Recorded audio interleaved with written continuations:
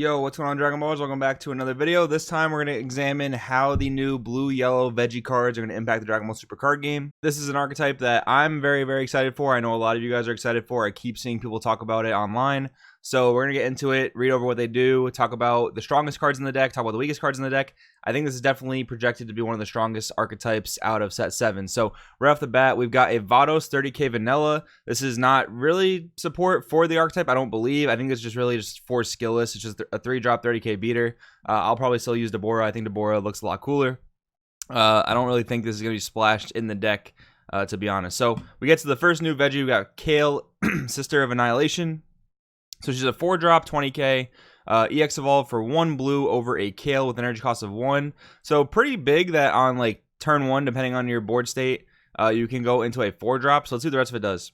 When a card evolves into this card, you may choose all your battle cards other than this card, place them in the drop area. If you do, choose all of your opponent's battle cards, energy cost 4 or less, return them to the owner's hand. So this looks like a big swing in tempo, not necessarily a starter card, not necessarily an engine card. This looks like just a bigger swing in tempo if your opponent has a really, really wide board. But you do have other cards like that, like Striving, if they're 2-drop aggro swing in, or you have like Kami, Global Unifier. I'm not sure this card's gonna be a mainstay in the main deck for that archetype because it doesn't even have like a crit or a double strike or anything like that. It seems a little weaker. Maybe a side deck option for those wide decks, but that's just my opinion. Kale, the Awakened Sister. So now we have the 4-drop crit. So this chick actually has a stat to go with her. During your turn, at the end of a battle, after you combo this card, choose up to 1 blue Kale card in your battle area.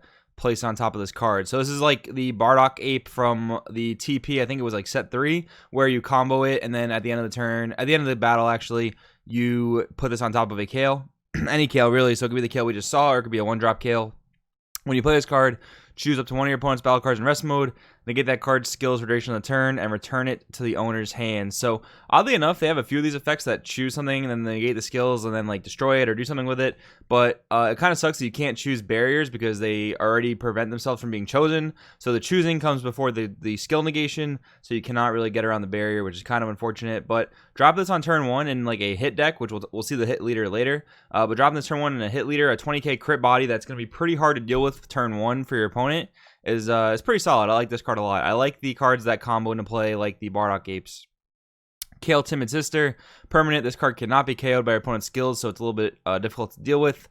Auto, when you play this card, choose up to 1 blue or yellow Universe 6 in your drop area with energy cost of 3 or more and add it to your hand. So a little bit of graveyard recursion. We don't see that too much in this game. The last archetype I can think of that had this was like Bardock's Crew, so kind of neat to see.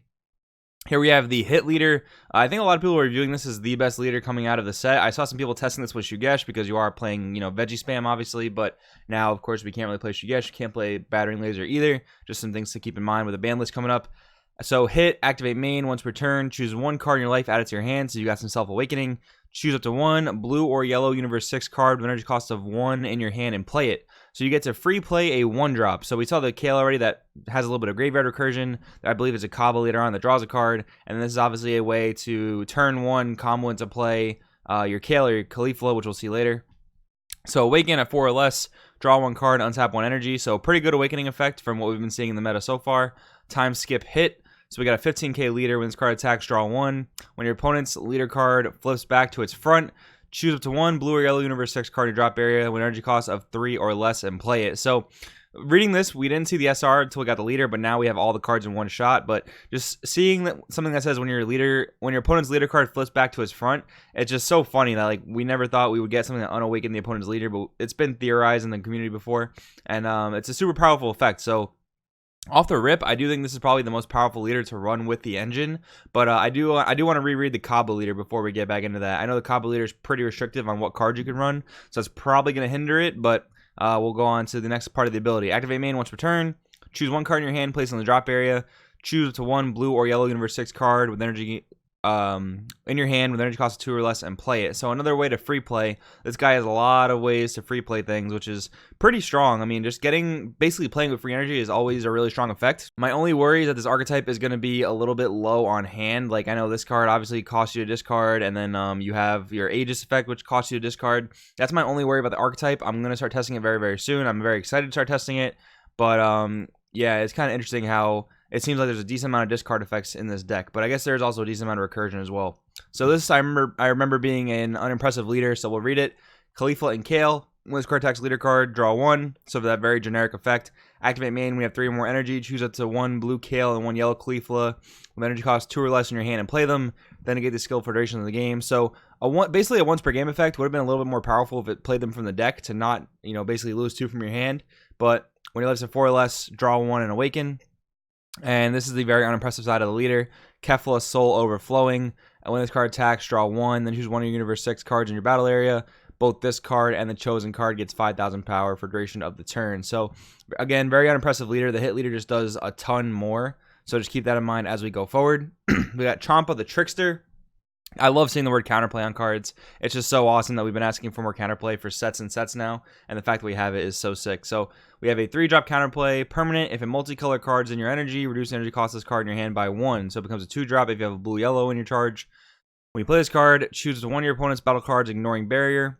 Switch it to rest mode, then draw 1 card if it's your opponent's turn. So basically, we have an overcosted Mutaito. Thankfully, it draws you a card, and it actually doesn't kill itself, and it's a 15k beater going on to your opponent, going into your next turn. So a little bit of an upgrade from Mutaito, a little bit maybe better if you're playing dual color, maybe not as good. I guess time will tell. But this thing does not. You can't play around Champa as much as you can play around Mutaito because this hits anything ignoring barrier. So, for example, if your opponent's playing Sherman Gogeta and they charge a 7 energy, Champa can still hit it, which is really, really nice, actually. So, I'm actually a pretty big fan of this card. Probably going to be I think like a 2 of maybe in the U7 deck, or sorry, the U6 deck. Hit, Pride of Universe 6. I love how, first of all, before we see them, I love how this card has 3 different alternate arts. It's pretty sick. So, EX Evolve for 2 yellow and 1 colorless over a yellow hit with energy cost of 2. Dual attack. It's a 20k dual attack. Auto bond 2, so you do have to control 2 other Universe 6s to activate this effect. When a card evolves into this card, if your leader card is a yellow Universe 6 and you have 4 or more energy, so that's a very important stipulation, having 4 or more energy, flip your opponent's leader card to the front. If you do, your opponent can't activate their leader card's Awaken or Wish skills until the end of their next turn. Funny enough to note here, if they ever do create a new skill that mirrors Awaken or Wish, this leader is going to have a weird interaction with that, just something to keep in mind. We're probably a pretty far ways off from that happening, though. I'm not sure even what it would be if it wasn't Awaken or Wish. But activate main once per turn. Choose up to 1 of your opponent's battle cards. Negate its skills for duration of the turn. Again, cannot get around barrier, seemingly. And send it to its owner's warp. At the end of your opponent's next turn, play the card sent to the warp by the skill from the warp in its owner's battle area in rest mode. So it's almost like I guess you can say maybe like a Mufuba. It just basically deals with the card for a turn. So they can't really attack with it the following turn. They can't really do much with it the following turn. So pretty interesting effect there. And then a sick alternate art and then a beautiful signature art. Can't wait to pick those up. Hit after Image Master. This card seems really strong so far. So when you play this card from your hand, if your opponent chooses 1 card from their hand and sends it to their warp. So I do like how it sends it to warp because it just kind of goes on theme with hit, but it also does not lose to Mercenary Tau, which is nice. Activate main. Send this card to the owner's warp. At the start of your next main phase, if your leader card is a yellow Universe 6, play this card that was sent to the warp by this skill in its owner's battle area. So keep in mind that you have to play this from hand to make your opponent warp 1, so that will not trigger on the activate main. Basically, the activate main is a way to protect the hit so that it can't get removed while you're trying to get up into your EX Evolve plays, is basically what I'm trying to say. Kaba, Undisguised Rage, just a blocker Revenge, which I like a lot. I like how it looks so clean and simple, which is kind of neat. Also, we've been asking for more Revenge in the game, and Bandai's delivered. That's pretty neat. Being able to free play this against Sherman Gogeta, also, I can imagine, is very, very strong. So, very, very good. I think that card is definitely at least a side deck. Probably not a main deck, probably a side deck card. Kaba, Brimming with Spirit. So this is just a 1-drop Kaba draw card. So with hit, you play it for free. You draw 1 off your life, draw 1 off the board. I think this is definitely going to be a mainstay in the deck. Probably, maybe a 4 of, seemingly a 4 of at first glance. Khalifa, the Awakened Sister. So we've got a double strike 20k. During your turn, at the end of the battle, after you combo with this card, choose 1 yellow Khalifa in your battle area. Play this card on top of it. So again, we have another combo into play. When you play this card, choose 1 of your opponent's battle cards or energy and switch it to rest mode. So I like that. You basically get to tap down something, either swing at it with the Khalifa if you don't want to give them 2 cards off their life, or swing at it with your leader. All different kinds of plays like that. I am a fan of this for sure. Khalifa, the Resilient Sister. We've got a 4-drop 10k, so pretty weird stats. Let's see what it does. Permanent. If your opponent has 6 or more cards in rest mode, you can play this card from your hand without paying its energy cost. That's weird. That definitely is not going to be live until the late game. I'm not necessarily sure it's going to be a mainstay in the main deck. I know there's a 1-drop Khalifa, so let's see what that does. This card does not seem very impressive. So Khalifa, the Bold Sister, we got a 1-drop Khalifa. This card cannot be KO'd by the opponent's skills. Again, very good. Auto, when you play this card, look it up to 5 cards on top of your deck. Choose 1 blue or yellow Universe 6 card, add it to your hand, and shuffle your deck. So this is another ideal turn 1 play, like basically next to Kaba. This one lets you search top 5 of your deck, which is very, very good. So we do have a little bit of searching power. Ironclad Defense Frost, we've got a blocker.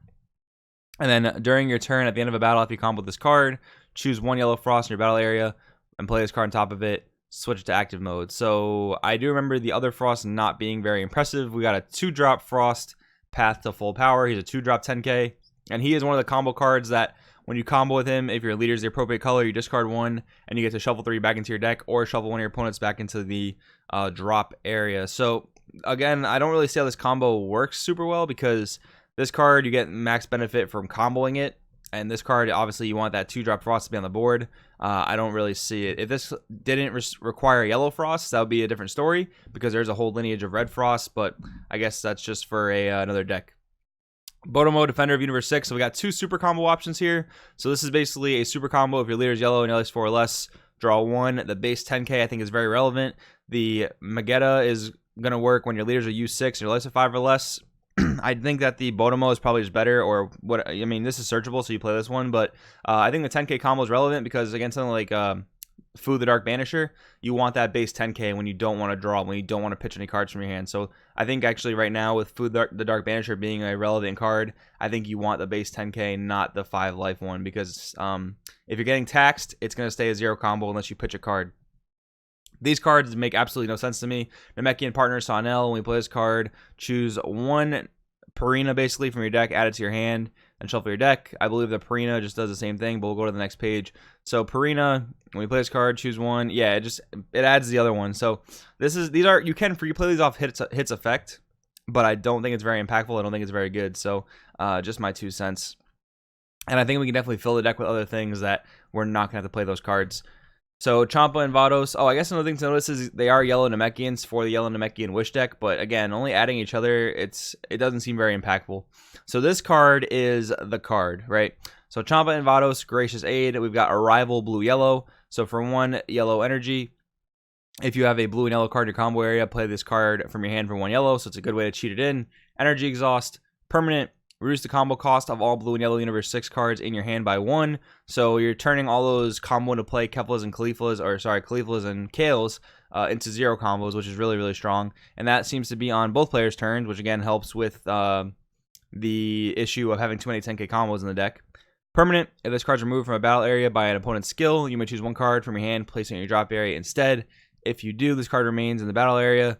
Switch it to rest mode, then choose 1 of your opponent's energy and switch it to rest mode. So that protection effect is really nice. I was going to make a comment how it does not have barrier, but that protection effect does help it stick around, which you do want it to do. You know, this is it's a pretty steep investment, because for Arrival, you either have to get rid of 1 or 2 cards in your hand. Basically, either 1 dual color card or a blue and a yellow card. Put this into play. So like I said, I think the deck's going to have a problem with not having enough cards in hand, but that's just my initial look at the card, I guess. Meteoric Energy Kefla. So we've got a Union Patora for 1 yellow energy, which is really interesting. A blue Kale and yellow Khalifa with energy cost 4 or more. So I guess you do have to invest energy into those Kales and Khalifas, because you can't just use 1 drops like Union Patora normally lets you do. Union Patora usually is not energy specific. This is a barrier. Aegis, blue yellow once per turn. So Aegis, you have to discard a card of the appropriate colors to untap up to 2 energy, and I do think that Aegis can be good in this deck. Again, I come to the issue of the deck not having enough cards in hand being a big problem, because you're basically going to be a yellow leader no matter what, and that's going to be really helpful when you want to untap energy and play defensively, especially if you play a ton of 10k combos. So I do like that idea. Again, I just worry about the card not having enough, the deck not having enough cards in hand. So when this card activates Aegis, choose 3 of your opponent's energy. Switch them to rest mode. Again, a very powerful effect.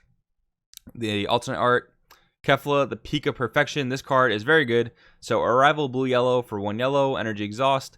Auto, when you combo with this card, if your leader card is a Universe 6 card and it's your opponent's turn, choose 1 of your opponent's energy, switch it to rest mode. If you do, your Kefla Peak of Perfection autos do not activate for duration of the turn. So that's going to be during your opponent's turn, and then auto when you play this card during your turn, choose one of your opponent's battle cards, switch to rest mode, then negate that battle card's skills until the end of the opponent's next turn.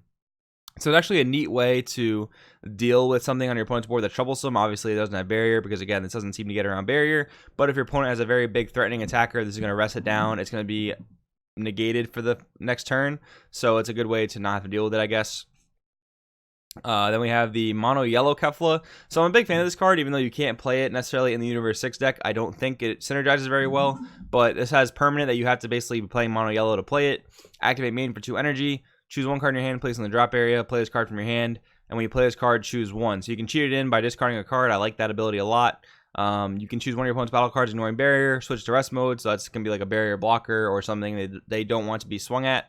Choose one of your opponent's battle cards in rest mode and KO it. So I am a big fan of this card being a generic good yellow card. And now here we are at the Kotla Leader. So you cannot include non-Universe 6 battle cards in your deck except for Vegeta cards.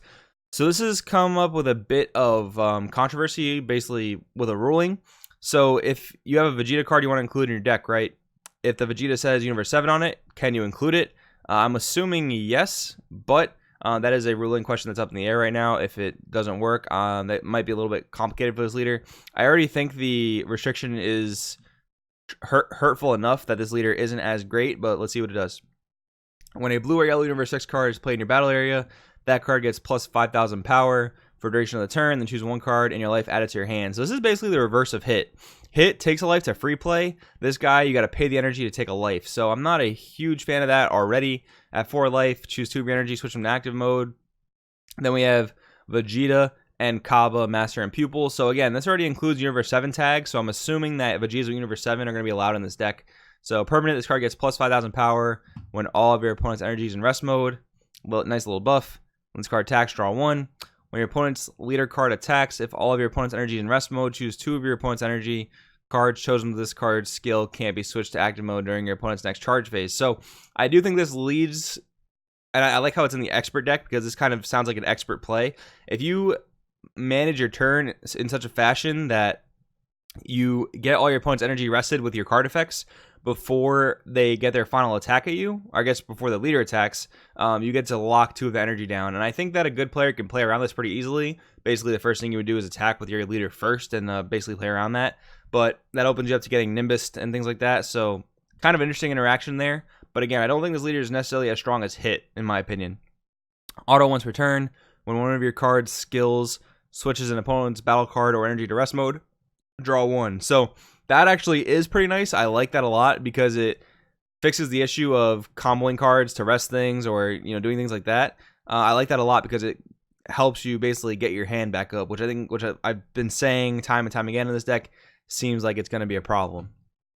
Champa, Scheming God of Destruction. We've got a 3-drop 15k auto. When you play this card, choose 1 blue or yellow Universe 6 in your battle area. Other than this card, gets plus 10,000 power and double strike for duration of the turn. Yeah, I don't think that's necessarily worth it unless you're free playing it with Hit, because you just have like regular Champa, right, where you can just give anything double strike. I think that's a lot stronger. Sicily Bonds Kale. We've got a 2-drop 9k. When you play this card from your hand and your leader card is a U6, look it up to 10 cards top of your deck. Choose 1 blue or yellow Kaba or Khalifa among them with 2 or less. Play it, then shuffle your deck. Very good card. This might be a staple 4 of because of how it just plays a card from the top of your deck. So this is almost like the Saiyan Teamwork Kaba equivalent for this version of the deck. Hit, Ace of Universe 6. Auto, Bond 2 with Universe 6s. When you play this card, reduce the combo cost of blue and yellow Universe 6 cards in your hand by 1 for duration of the turn.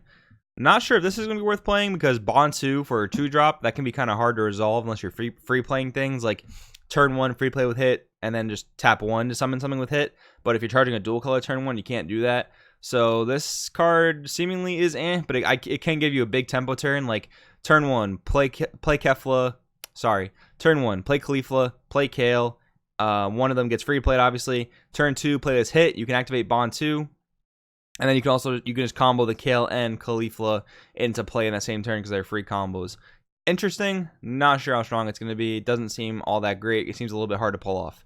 Kaba, Saiyan of Universe 6. This card has a lot of text. This is a 2-drop, 5,000 power. Auto, when you play this card, look up 7 cards, top of your deck. Choose up 2 blue or yellow universe 6 cards among them. Add them to your hand, then shuffle your deck. Okay, I like this card a lot. It is a +1. I like that a lot. If you added a card to your hand, choose 1 card from your hand, place on drop area. Okay, never mind. Never mind, not a +1. Even out. Not a fan. When you play this card, if Planet Sadala is in your battle area, choose 1 of your opponent's battle cards in rest mode. Cards chosen with this skill can't be switched to active mode until the end of your opponent's next turn. So that lockdown effect, I do like it, but it's not as good as just straight up removal, unfortunately. Khalifa, Troublemaker of U6. So we've got auto. When you play this card, choose 1 card in your life, add it to your hand. If you do, choose 1 of your opponent's energy and switch it to rest mode. So this, keep in mind, this is not a Universe 6 locked card, so you can play this in other strategies. Like one that comes to mind is Dende Frieza, just something to keep in mind. Vegeta and Kaba, Master and Pupil Bond, another Aegis card with Barrier, so this does have some self-protection. It's a 3-drop, Energy Exhaust, and then auto, when this card activates Aegis, choose 1 card from your hand, place in the drop area. So again, another discard effect, making me think this is a really, really rough strategy to play because of all the discarding. If you do, choose 1 blue or yellow Universe 6 card in your drop area with energy cost of 2 or less and no keyword skills and play that card. So you can basically play any of your little Keflas, Khalifas, or Kales. So again, all the discarding, I know I sound like a broken record at this point, but all the discarding is seemingly making it tough to play this deck. Alright, we're almost through the archetype, and then I'll give you my final thoughts on the deck itself. Kaba, Bonds of U6. When you play this card, if there's a Universe 6 battle card in your drop area, choose 1 card in your hand and place it in the drop area, again with the discarding. If you do, choose 1 blue or yellow non-Kaba Universe 6 with an energy cost of 1 in your drop area, and play it. Alright, that's not that bad, because it basically turns 1 card in your hand into a U6 from your drop area. I don't necessarily know how you're getting so many U6s in your drop area. None of the leaders burst or anything like that. But I guess over the course of the game, you will be discarding quite a few cards. Brilliant Pairing Kefla, another promo card. We've got a 4-drop dual color, dual attack, Union Patora for free. That's pretty interesting. A blue Kale and a yellow Khalifa, put them on top of each other for free. It is energy exhaust, permanent, only 1 can be played in your battle area. And this card can't be played from any area unless your leader card is yellow. Okay. Is there something that evolves on top of that? Maybe. Kaba the Revoker. Counter attack. We've seen this card from the champ pack already. When you play this card, if your leader card's yellow, choose 1 of your opponent's battle cards, negate the skills for duration of the turn. I'm a big fan of this card. Basically a negate attack that cold bloodlusts something else, which is really strong. And actually, I believe the way it'll work is in the counter window, you play this, you negate something, so even their auto will probably be pending, and you can't negate pending autos, so that's kind of unfortunate. But you can negate something, negate the attack of something, then negate the skill of something else that is equally more powerful. So I'm trying to figure out the point of this free Kefla. I imagine something has to evolve on top of it. I don't remember if the Meteoric Kefla evolved, so let me see if I can find that really quickly. Yeah, it doesn't look like... This card does not seem to evolve, so maybe there will be more Keflas coming out that do evolve. I'm not quite sure what the deal with that is. If you guys know more about that, let me know in the comments below. I am curious. But overall, my impressions of the deck, I've said it a million times. I think all the discard is going to be rough for this deck. I can't just... My head can't get around that, because I think of something like Skillless, right? If you put up this deck against something like Skillless, and this deck was only playing with like 6-7 cards in hand, just Skillless is like 10 or 11... I think it's going to be a rough matchup for this deck, to be quite honest, because Skillless doesn't really care if you make them waste a turn, because they can play excellent defense and then they can just go in on the next turn when you have no resources. So I do view that as a problem, but let me know if you guys have come up with any good builds in the comments below. Let me know what you guys think of the build itself, of the deck itself. I do think it is going to be one of the stronger dual color decks coming out of the set. Probably stronger than green-red, but that remains to be seen. Once again, thank you guys for watching. My name is Joey. This is Crossbow TCG. I'll see you guys in the next video.